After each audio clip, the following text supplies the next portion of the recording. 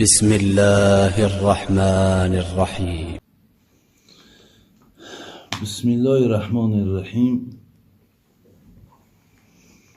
الحمد لله رب العالمين، والصلاة والسلام على رسوله الكريم وعلى آله وأصحابه وأزواجه وأتباعه إلى يوم الدين.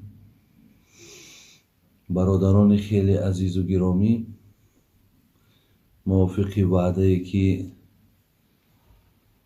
کرده بودیم که امروز روز سه‌شنبه ساعت 9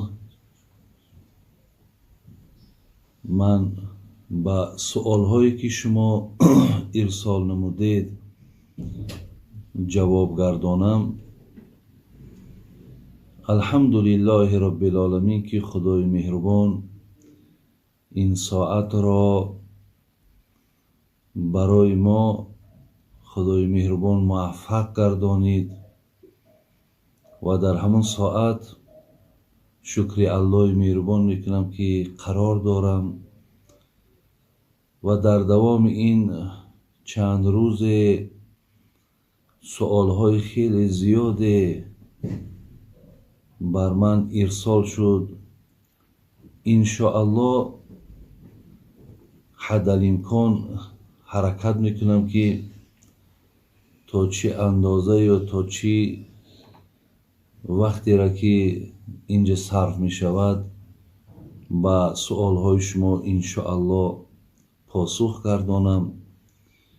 پیش از سوالهای شما را جواب دادن و خواندن، برادران عزیز و گرامی، به همگان ما و شما معلوم است که یک چند روز بعد خدا خواهد ماه مبارک رمضان داخل می شود و انشاءالله دعا میکنیم که خدای مهربان روزه داشتن این ماه مبارک را برای یکایک ما و شما توفیقش را عطا کند. در این یک ماه مبارک الله مهربان برای ما وقت خوش، برای ما تن صحت نصیب گرداند تا که این یک ماه مبارک ما روزه بداریم، از ثواب و از فضیلت و از خیر و برکات این ماه برخوردار شویم. الله برای هم برادران ما که در تاجیکستان عزیزمان هستند و چی در بیرون از تاجیکستان هستند، خدا همگان شما را هم تن صحت دهد، وقتی خوش نصیب کند، امکانیتی را خدا فراهم گرداند که شما این ماه مبارک روزش داشته توانید. برادران عزیز و گرامی، حدیثی را میخواهم به سمع شما رسانم تا اینم برای یک میل شما با محبت شما، اخلاص شما به سوی این ماه مبارک باز زیاد گردد. اینقدر ترغیبات ها، اینقدر تشویقات های زیادی که برای این ماه مبارک است، برادرای عزیز، از این آیات های قرآن، از این حدیث های پیامبر برمی آید که حقیقتا این ماه را اگر ما روزه نداریم یا این ماه را اگر ما به اهمیتی کنیم، از روزه این ماه برادر عزیز روزه نگیریم، حقیقتا ما بسیار یک گویم ثوابی را، یک اجری را، بسیار یک اجر بزرگی را ما از دست دادگیم. زین لحاظ میایم به سر حدیثی که من میخواهم از فضیلت این ماه برای ما بیان کند همگان گوش اندازیم. حدیث برادران عزیز و گرامی، حدیث متفق علیه، هم جناب امام بخاری هم جناب امام مسلم با راوی این حدیث حضرت امام ابو هریره رضی الله عنه میارد که حدیث گویم حدیث قدسی میگویند که پیامبرمون گفت و گفت الله ذوالجلال الله ذوالجلال چی گفتند؟ گفتند کل عمل ابن آدم له الا الصیام فانه لی و انا اجزی به. الله مهربان گفته بوده است که حقیقتا ماه رمضان یا روزه ماه رمضان روزه داشتنش را بندگان من به خاطر من روزه میگیرند و این ماه ثواب این ماه را دادن، پاداش این روزدارها را دادنم الله مهربان میگوید این از جانب من است. مراد از این سخنی که من خواندم برادران عزیز این است که بسیاری از عملهای ما وقتی انجام میتیم 10 ثواب دارد، مقصد با بیشتر از این دارد تا 700 ثواب دارد، لیکن الله مهربان ثواب روزه را پوشیده نگه می‌دارد. میگه و انا اجزی به، ثواب روزه‌دار را من می‌دهم، یعنی پاداش او را، اجر او را من می‌دانم و جز من هیچ کس مقصد از این آگاهی ندارد. از این سخن برمی‌آید برادران عزیز که خیلی و خیلی این روزه اجر و پاداش بزرگی دارد که خدای مهربان حتی عدد او را پوشیده نگه داشت که بجز ذات من کسی نمی‌داند. از این لحاظ معلوم است که الله مهربان هم بندگان روزه‌دار دوست می‌دارد و هم این ماه مبارک دوست می‌دارد. در دوام پیامبر نازنین ما گفتند که خدای مهربان گفته بود است که و صیام جنتون، شما می‌دانید که ماه رمضان به خاطر که این قدر اجر و پاداش و محبوبیت به سوی خدا دارد این ماه را باز جنه خواندند. جنه به معنای برادر عزیز سپر. وقتی انسان در بر سپر داشته باشد و یا نگه دارنده هست، یعنی همینم سپر در اینجا به معنای که شما را ماه مبارک رمضان نگه می دارد از عذاب دردناک آتش جهنم.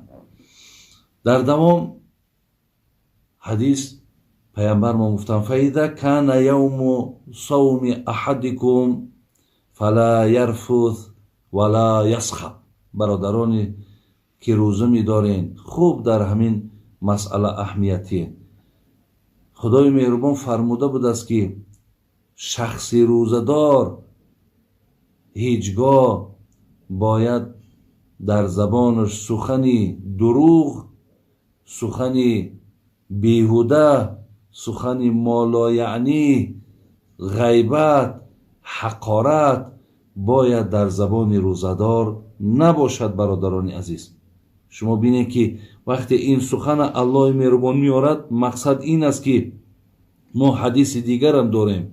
حدیث دیگری هم داریم که جناب امام ابو هریره که امام بخاری در کتاب صحیح خودش میارد میگه من لم یدع قول الذر والعمل به فلیس لله حاجة فی ان یدع طعامه و شرابه. هر کسی که اگر در ماه مبارک رمضان دروغ گفتن قطع نکند، غیبت کردن قطع نکند، حقارت کردن قطع نکند، بر نسبت یک برادرش تهمت و گمانهای بد ترک نکند، الله مهربان گفته بود است که دیگر برای من حاجت نیست که تو خواه طعام میخوری، خواه مقصد از نوشابه ها می نوشی، دیگر اختیار در دست خودت. یعنی آن پاداش و ثوابی را که من خواستم بر تو تیم، صد افسوس که تو با این رفتارها و کردارهای بسیار زشت و نادرست تو مقصد آن ثوابها را و آن اجرها را از دست دادی. حتی حدیثی هم داریم که الصوم جنتون ما لم یخرقها، روزه سپر است مادامی که شما این سپر نشکنید.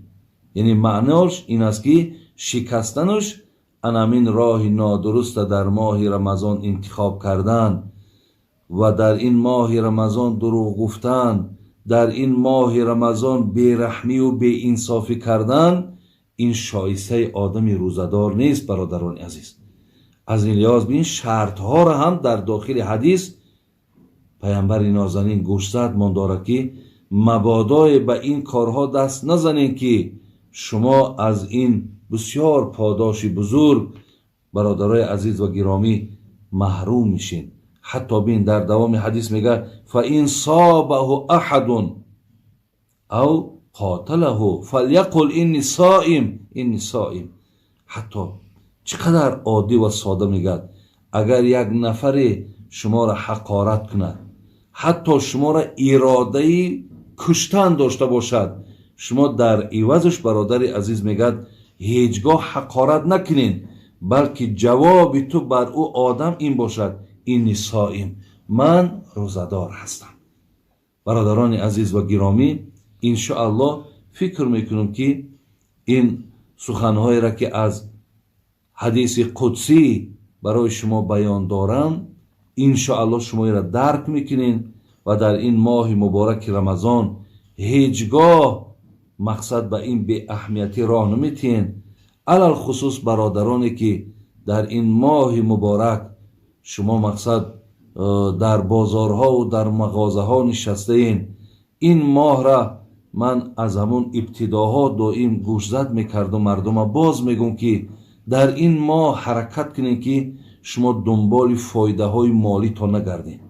شما حرکت کنین که از همون مال آوردگیت زیان نبینی، یعنی همون مقصد مالی را که به چند مبلغ آوردی همون مبلغ تا اگر به دستت آورده توانی دیگرش را برادر از به خاطر ماه مبارک که این ثوابهایی که در پیش داری این را مقصد پیش رو بیار و از فایده ها پس بگرد، دستی مردم بگیر، در این ماه مبارک مردم یاردم کو، کمک کو. انشاءالله برادران عزیز و گرامی خداوند به توفیل این ماه مبارک با چند کرته در ماههای دیگر الله مهربان برای شما هم مالتان میتد و هم از ثواب این ماه برخوردار میشوید. شما اگر این ماه را فرصت دانین و گوین اکی این ماه غنیمت ایو، ما در همین ماه گرمی سودا میو، مقصد این حالت ها ایدست میروند، مردم مجبوره که یگان چیزی خرو ولی من از همینجا فایده به دست بیارم. برادر عزیز حقیقتا تو فایده به دست میاری، تو مبلغا را به دست میاری، تو از اون مبلغا مقصد ها بله ذخیره میکنی، ولی آن چیزی که خیلی مهم است برادر عزیز و گرامی وی از دست میتی. شاید برادرای عزیز در این ماه مبارک وقتی که تو مثال با بیرحمی و بی انصافی و دنبال مقصد به دست آوردن فایده زیاد اگر حرکت کنی، شاید یک نفر گوید که خدا برکت تگیرد، یا ای انسان ماه رمضان یک رحم نمیکنی. همین سخن این ممکن برادر عزیز در همون تجارتی تو، در مال تو، در حیات تو یگان زیانی را البته بر بالای تو بیارد. اینا من از برای همچون برادر مسلمان، همچون یک خیرخواه شما برادرای عزیز و گرامی برای شما مقصد رسانیدستم. دوام حدیث پیامبر ما گوش میکنیم. پیامبر صلی الله علیه وسلم گفتن که والذی نفس محمد بیدی، قسم خوردن حضرت، قسم بر آن خدایی که هستی و نیستیم همه در نزد الله هست، عزت و خاریم همه در نزد الله هست. قسم بر آن الله مهربان. چی میگه در دوام قسم؟ لخلوف و فم صائم اطیب عند الله من ریح المسک. میگه همون بویی که در دهن روزدار هست، البته آدم از سحر تا بگه چیزی نخورد حتما دهان او بوی میکند. وقتی میگه بین خدای مهربان میگه همون بویی که در دهن روزدار هست وی به سوی من الله میگه محبوب تر است از بهترین مشک، از بهترین همون دوخی هایی که در روی عالم ارزش های بهت بلند دارند، از اونها ده هم دیده بوی دهن روزدار برای من خوش است.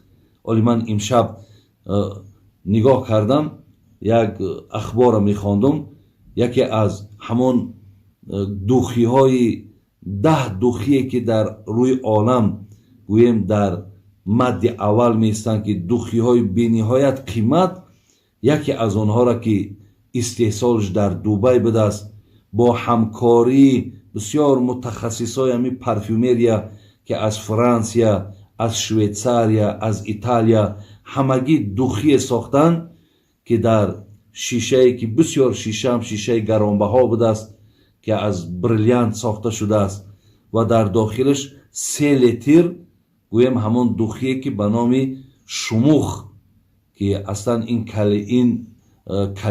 کلمه عربی است، اصلی ریشش همون شامیخ است، یعنی هر چیزی که بلند باشد یا کوههای بلنده شامیخ میگوید.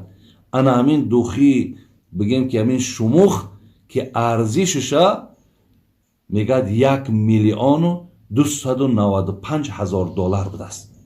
برادرای عزیز، من گفتم میتونم که الله مهربان میگد از بوی همون دهم نزد من بوی همون دهان روزدار محبوب است. در آخر الله مهربان چی گفت؟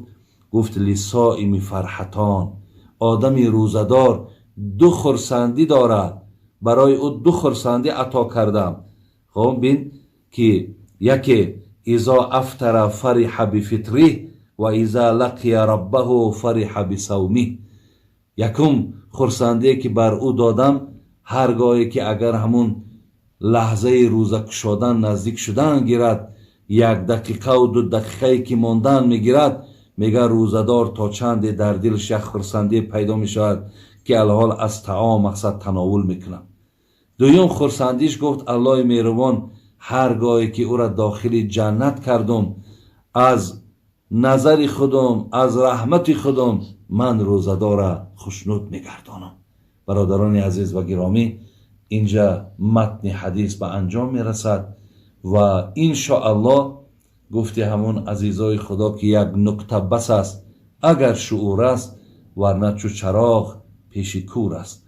زندهات من انشاءالله گمانم همین است که آن چیزی را که من مختصرا که بیان کرده باشم برای آدم اهل فهم خدا خواهد این قبول است. انا من گوش کننده های این نواره از زمره کسانی میدانم که اونا انشاءالله از زمره نفرهای اهل فهمند، اهل توفیقند، اهل محبتند.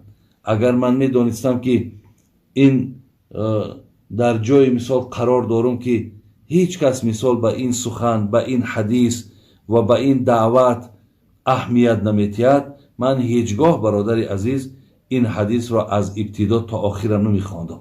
زیرا عزیزای خدا میگن پیش نااهلان چی حاصل، ذکر پردانی کمال، دانه گوهر چی ریزی مرغ ارزن خوار را. کمال خودجندی میگفت ببینین پیش نااهلان چی حاصل ذکر پردانی کمال، اگر ببینی که همون مردم همون نشستگان همون قوم وقتی که در سخن تو اهمیت نمیتیان میگد اینا باقی ها هم مانندن. پیش نااهلان چی حاصل ذکر پردانی کمال، دانه گوهر چی ریزی مرغ ارزن خوار را. مرغی که ارزن میخرد برای او دادن گوهر، یعنی این برادر عزیز غیر امکان است. اگر امروز برادرای ما این سخن ما را شنیدن، بعد این باز همون کردارها و همون زیشتگویی ها و همون سخنهای قبیحشان دوام دادن که گرفت، گفتی خواجه همون کمال خودجندی اینها همون مرغهای بودن که این دورها در پیش اونها حیف شده است. میایم برادرای عزیز به سر سوالهایی که در ما کردین. انشاءالله من این سوالها را به شما میخوانم و جوابهاشا میگردانم. بعضی از خواهرها از ما سوال کردن که همین 1 ماه مبارک امکان دارد که ما بعضی تبلتکه ها هست که ویا استعمال میکنیم در همین 1 ماه مبارک همون بیماری زنانه ده، یعنی حیض میگن، در همون بیماری ما مبتلا نمیشیم و همین 1 ماه مبارک مقصد با پرگی روزه میگیریم. بله خواهرای عزیز، اینا صاحبای کتاب دانشمندها اجازت میتین، به شرطی که اگر بر سلامتی شما زیان نیارد. اگر در سلامتی زیان نداشته باشد که شما ایره خودتان میدانین، این حالت در استفاده بردن از همون تبلتکه ها برای منع همون، یعنی گوییم که نشدن همون بیماری زنانه انشاءالله هیچ باکی ندارد. بعضی ها سوال کردن که اگه اینجا سوال ها زیاد بودن، خواهرها برادرها سوال های تکراری هم هستن. از این لحاظ بعضی ها گفتن که اگر در این ماه مبارک ماها آبازی کنیم، آبازی فرق ندارد، خواه در داخل خانه باشد، خواه در حمام ها باشد، خواه در حوض ها باشد، خواه در دریاها باشد، همه جا برای آدم روزدار البته مقصد اجازت است. فقط احتیاط کنین که از راه های مقصد دهان، از راه های بینی مقصد یا از راه های گوش، یعنی آب به حلق شما داخل نشود. و الا اگر این احتیاط شما کرده تانین، هیچ باکی ندارد آبازی کردن شما.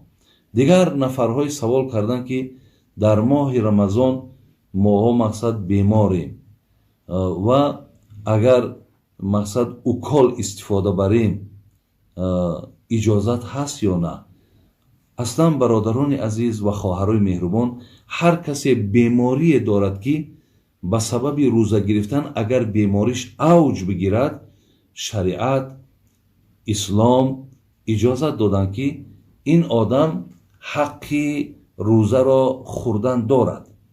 وقتی که خدای مهربان اگر بیماری را از او گرفت، تنش که صحت شد، بعد همین روزه های را که در حالت بیماری خورده بود، همین ها را قضا میگیرد. زین لحاظ شما مقصد در جان خودتان جبر نکنین.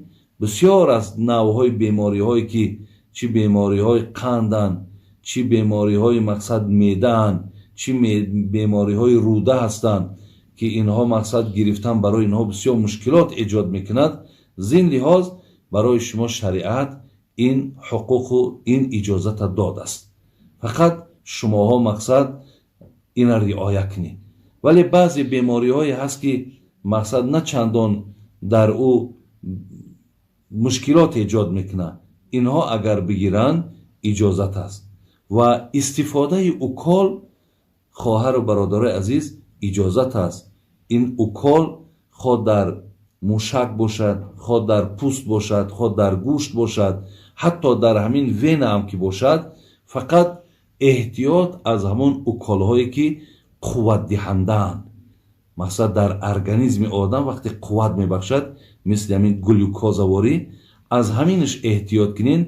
دیگر هر اوکالی که شما مثال میگذرانین، خواه برای تبابت دنداناتان باشد، خواه برای مثال پس کردن تب باشد، یا برای مثال پایان بردن فشار خون باشد، هر اوکال هایی که باشد فقط قوت دهنده نباشند، هیچی باکی ندارد. اجازت است که شما از اینها مقصد استفاده برید.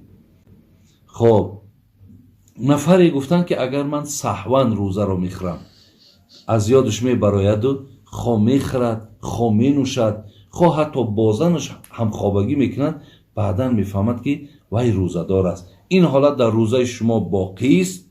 شما دوام روزه هم روزه بدارید، یعنی روزه شما از این حالت شکستگی نیست، زیرا که اینها قصدا نشدن، همه اینها سهوا یا با فراموشی شدگی‌اند. یا در حالتی که برادرها سوال کردن که مقصد ما سحر خورک میکنیم و بعد سحر خورک خواب میکنیم، همین حالت در یا در بین روز ما احتلامی میشیم که مردم ما میگن انا شیطان مقصد فندش کرد گفتگی، با این اصطلاح بیشتر مردم استفاده میکنن. وقتی خواستین این حالت هم که باشد، برادرها و خواهرای عزیز، روزه شما باقی هست، شما رفته غسل جنابت تو نکنین، این بر روزه شما یگان زیانی ندارد. در ماه رمضان سوال کردن که اگر حجامت کنیم، حجامت به همه علک معروف و مشهور است. خب و همچنان خونسپاری هست که امروز در مثال جمهوری ما هم یا در کجایی که شما قرار داشته باشین، برادرها مثال 300 گرم و 400 گرم خون میسپارند то ки он хун бо барои ягон бародарои дигар ё хоҳарои дигар як ёрдам мешавад. ҳиҷомату хунсупорӣ ба рӯзаи шумо зиён надорад. дар рамазон пайғамбари нозанинмонам ҳиҷома мекарданд, барои ҳамин ягон боке надорад. дигар суоле кардан, гуфтанд ки агар мо дар ҳолати рӯзадор будему, яке ба беморӣ занона мубтало шудем, мақсад нисфи рӯз рӯзадор буд, яке аз нисфи рӯз ӯ тараф мисол ба ҳамун беморӣ занонаш мубтало шуд, оё ҳамин метавонад ки рӯзаро давом диҳад? Не, инҳо наметавонанд. вақте дар ҳолати ҳайз ё дар ҳолати нифос агар касе рӯза ҳам ки гирад, рӯзаш ҳисоб намехӯрад. шумо ки сиҳат шуден, намозҳото назди аллоҳи меҳрубон бахшида шудааст. агар 3 рӯз, камтарини бемории занона 3 рӯз аст, аксараш 10 рӯз аст. аз 10 рӯз зиёд агар яке хун омад, ӯро дар шариат истиҳоза мегӯянд. дигар дар ӯ ҳолат ӯ узре ҳаст ё беморӣ ҳаст ки дар дохили шумо аст. шумо дар ӯ сурат рӯза дошта метавонед, вале дар ин давоми аз 3 то 10 рӯза шумо рӯза нагиред ки ҳам гунаҳгор мешин, ҳам рӯзаҳотон ҳисоб намехӯрад. вале баъди сиҳат шудан шумо ин рӯзаҳоро дар ғайри моҳи рамазон қазо медоред, вале намозҳотон аз гардантон соқит аст. саволи дигаре ки омаданд, гуфтанд дар чашм дору чакондан. дар чашм дору чакондан, бародаро хоҳарои азиз, рӯзаро намешканад. ира мақсад ҳам монанди сурма гуфтанд. агар ҳар касе ки дар ин моҳи муборак сурма мекунад, оли сурма аслан суннати пайғамбармон аст. пайғамбармонам дар чашмош сурма мекарданд ва хоҳарои мо, бародарои мо вақте ки сурма мекунанд, яъне он сурмаеро ки занҳо дар чашмошон мемонанд ки аз зоҳир, аз берунам намоён аст, ин тариқ барои мардҳо нест. сурмае ки мардҳо мекунанд, аз дохили мақсад ҳамон пилкҳои чашм сурма мекунанд. он барои ҳамон ҳатто пилки чашмам вай мақсад давоиам ҳаст. аз ин лиҳоз яъне ҳар касе ки дору мечаконад, мегӯяд мисли ҳамун аст. ҳатто агар ҳамун сурмое ки мо дар даруни чашм мемолемш, ҳатто даҳанмона агар рангш ба даҳанмонам ки биёяд, вай рӯзаи моро намешканад. ана ҳамин чашмам ба мисоли ҳамин аст. гӯшам бародаро аз назари илми анатомия имрӯз исбот шудагӣ аст ки агар ҳамин пардаи гӯш кафидагӣ набошад, ҳамон дорое ки дар гӯш мечаконанд, вайам рӯзаро намешканад. лекин парда агар шикофта бошад, шикоф шудагӣ бошад, ҳамунҷа дору ба ҳалқ рафтан имкон дорад. лекин ҳамин ҷам дидан дар кор. агар ба шарте ки ҳамон дору миқдоре бошад ки дигар ба меъдара наравад, ҳамунашам бародарои азиз рӯзара намешканад. оё гуфтанд бисёре дар ҳамин рамазон мардум дилшӯроб мешавад, қай мегем, яъне вақте дилаш мешӯрад, мегардонад. агар ҳаминҷа аз пеши худ гардонид, яъне он қадар партофт ки даҳанаш пур шид, ё аз ӯда бештар партофт, аз мисол худша маҷбур накарда бошад, рӯзаш намешканад. лекин худша маҷбур кардаву хӯрдагиша агар пас бигардонад, инҷа рӯзаш мешиканад. мақсад дар як рӯз рӯза мегирад. қазо мақсад баъди рамазон дар як рӯзаш рӯзаш аллакай мешиканад. хоб инҷа савол шудааст ки фарзияти рӯзара, яъне кай бар мардуми мусалмон ҳамин рӯза фарз гардид. фарзияти рӯза аз соли 2 ҳиҷрат буд. 2 соли ки пайғамбармон мадина омаданд, яъне баъди 17 ё 18 моҳ мегӯяд, ана ин рӯза бар ҷамеъи мусалмонҳо фарз шуд.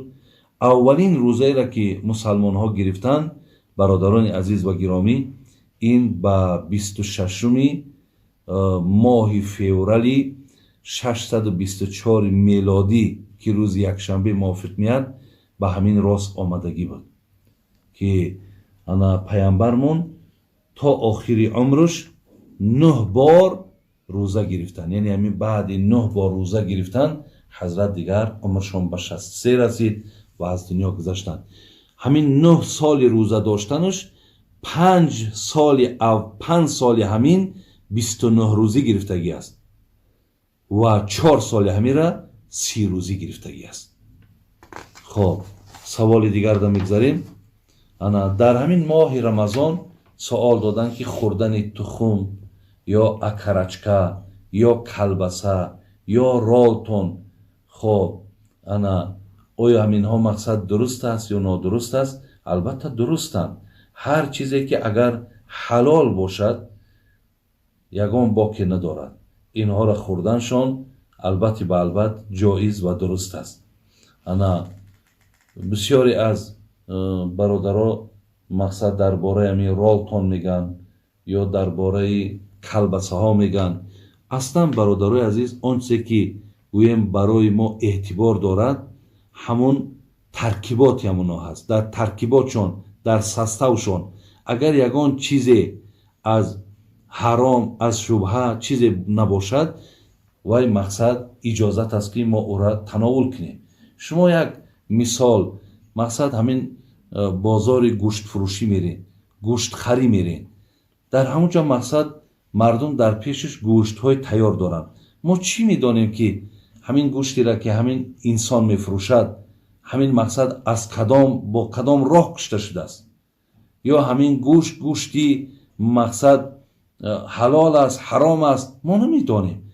ما همون وقت برای ما اعتبار است که همون گوشت فروش میگد که مقصد من مسلمانم یا میگد همین گوشتی که هست البته حلال است. سخن همون برای ما اعتبار است. از این لحاظ خوردن اینها هم اگر آن چیزی رو که پیشتر گفتم از زمین ها اگر خالی باشد هیچ باکی ندارد. یک نفر سوال کردن که مقصد آیا همین عقیده شیعه ها را می شود که ما درست گوییم؟ یعنی نفرهایی که پیروی از اهل تشیع میکنن یا اینکه عقیده اهل تشیع را قبول دارن، آیا می شود که ما همین را درست گوییم؟ البته برادران عزیز این نمی شود و عقیده اهل سنت و الجماعه از عقیده اهل تشیع گویم بین زمین و آسمان فرق دارد. از این لحاظ هیچ وقت ما برادران و خواهرای عزیز توصیه ما گویم این است که هیچگاه از این عقیده شما پیروی نکنید.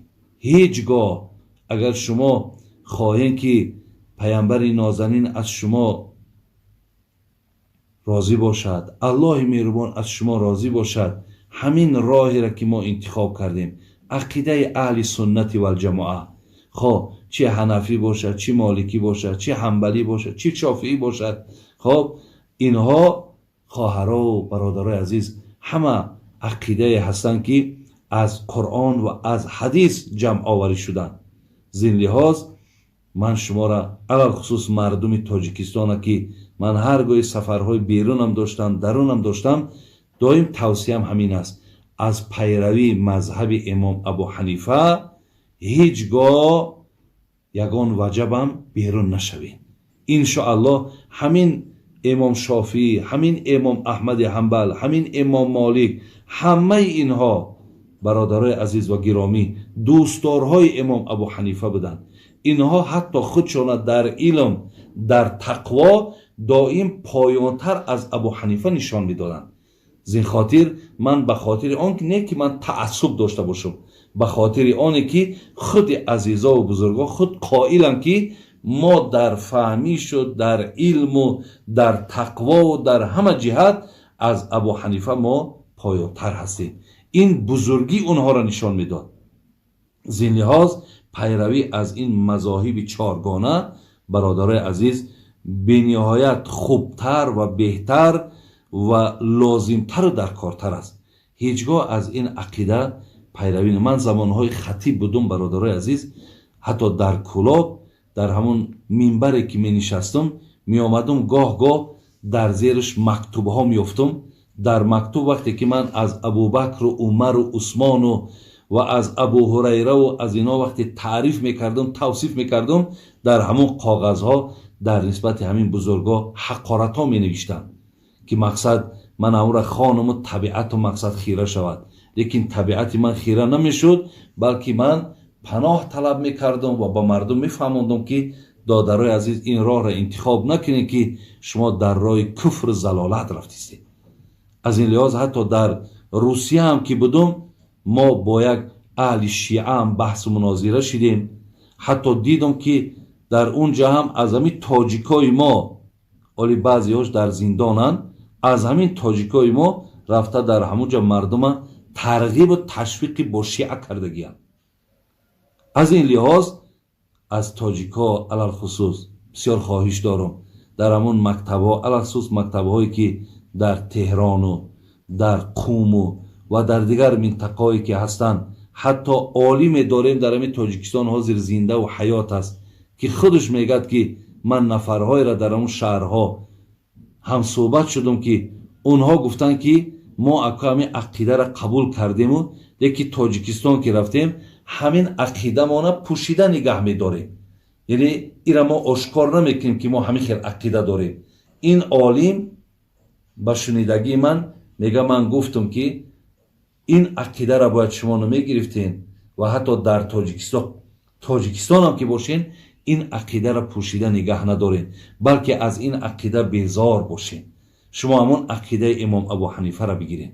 زین لحاظ هر کسی که در این اعتقاد هست، من همچو یک برادر مسلمان، من همچو یک فهمیش و درکی را که از قرآن از حدیث کردم، برای شما مراجعتم همین است که داخل نشوین در این عقیده و در این راه که شما فردای قیامت البته به البته پشیمان میشوین.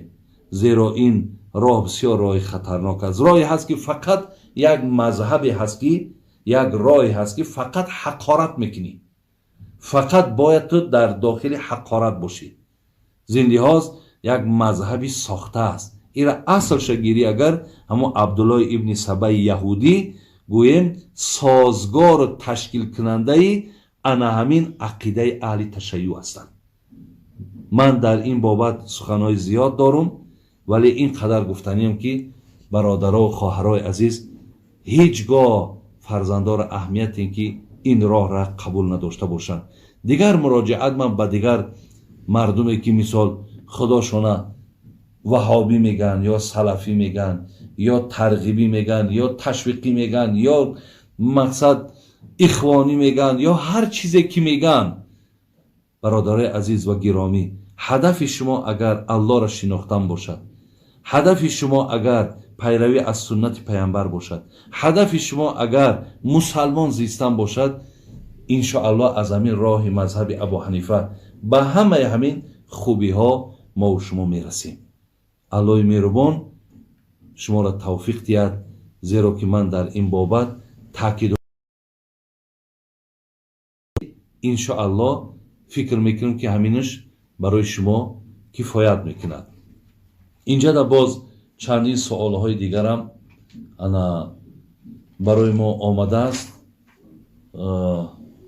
لیکن میخواهم باز انشاءالله برای شما در هفته های آینده، یعنی ارادم همین است که باز در همین جمعه که در پیش آمده ایستاده است، همین ساعت 9 با وقت دوشنبه باقی مانده سوال های شما را من جواب گویم و با سوال هایی که تا این زمان به من میرسد انشاءالله برای اینهاشم برای شما جواب میگردانم.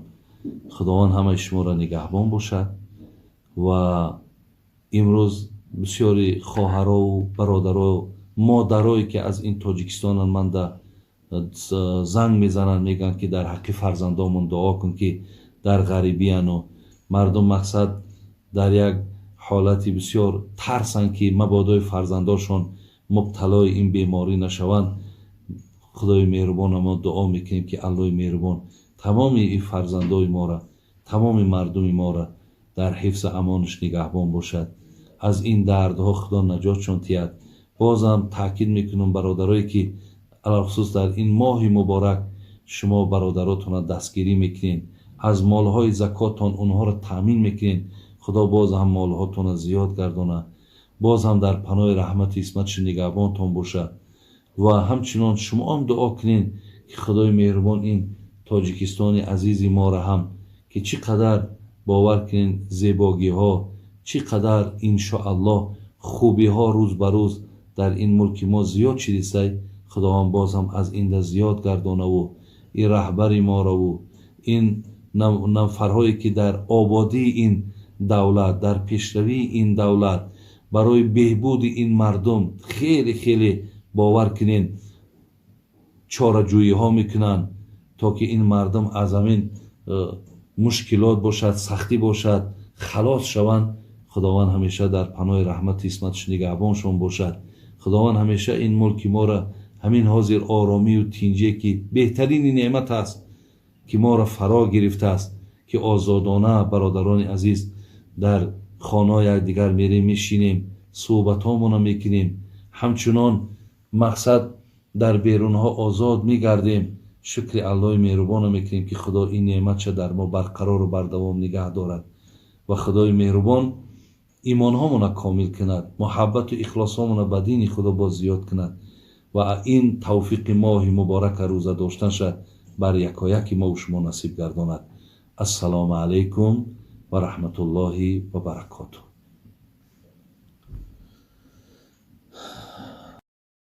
بسم الله الرحمن الرحيم.